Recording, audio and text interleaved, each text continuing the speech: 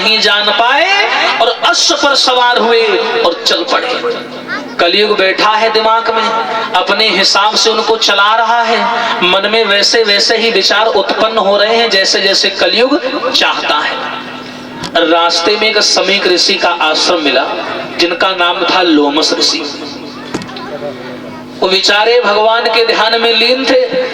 परीक्षित जी पहुंच गए, घोड़ा रोक दिया, आवाज लगाई, बाबा जी प्यास लग रही है, पानी पिला दो।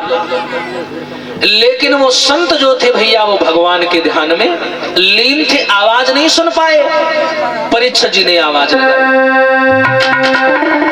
आंखें खोलिए महाराज। अरे संतनी का अखियां खोलो, अरे बाबा पिलइयो ठंडो नीर।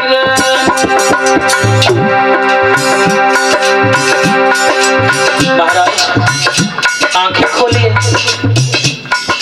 बड़ी तेजी से प्यास लग रही है। मैं हस्तिनापुर का राजा हूं, मेरा नाम परीक्षित है, खोलो ना। संतनी कई अखियां खोलो, बाबा पिलइयो ठंडो नीर।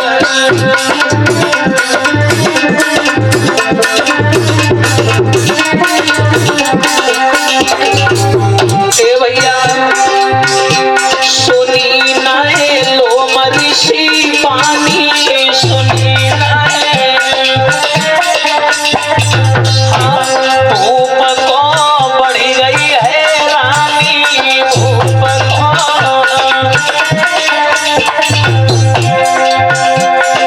अरे भ्रात बाबा नहीं बोलो, अरे लला बाबा नहीं बोलो, बाबा पिलइयो ठंडो नीर।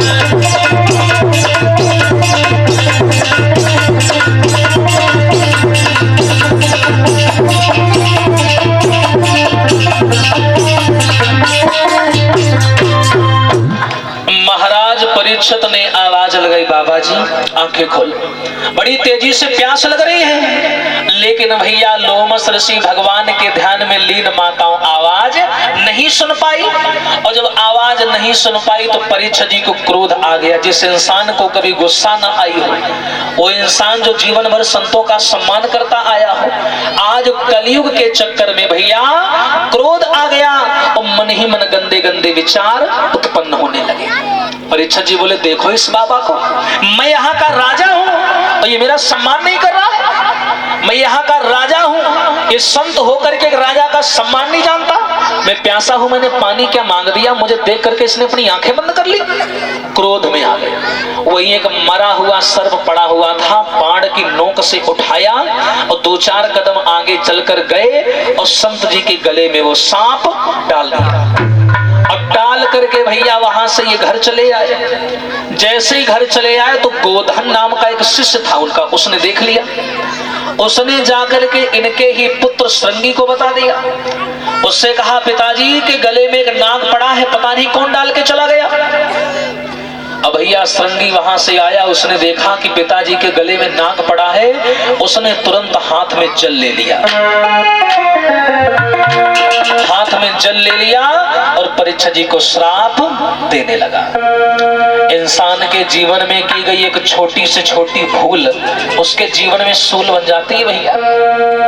श्राप दे दिया श्रृंगी ने कि अरे अभिमानी राजा, ओ धनी के मत वाले राजा, ओ माया मत के दीवाने, मेरे हाथन से मौत तेरी लिख दी है भी संविधाता ने।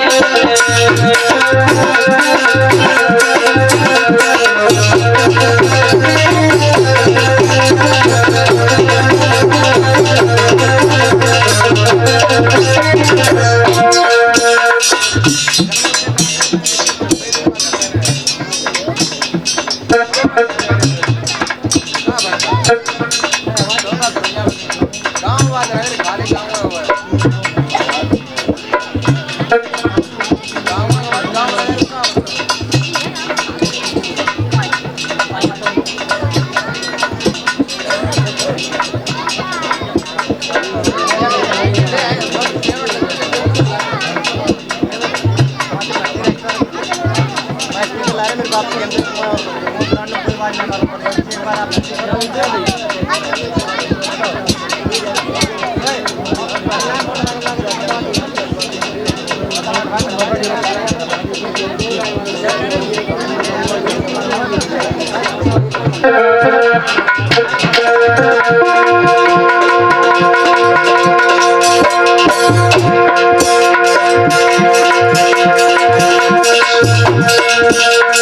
पिताजी का अपमान देखा, श्रृंगी को ये बात बर्दाश्त नहीं हुई।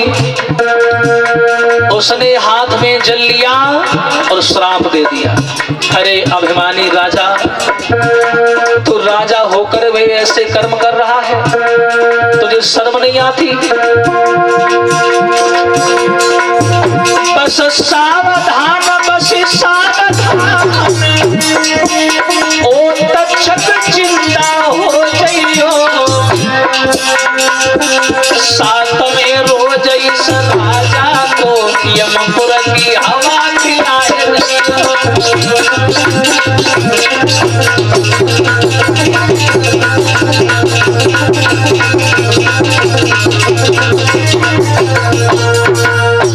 आगे बढ़कर के उत्तर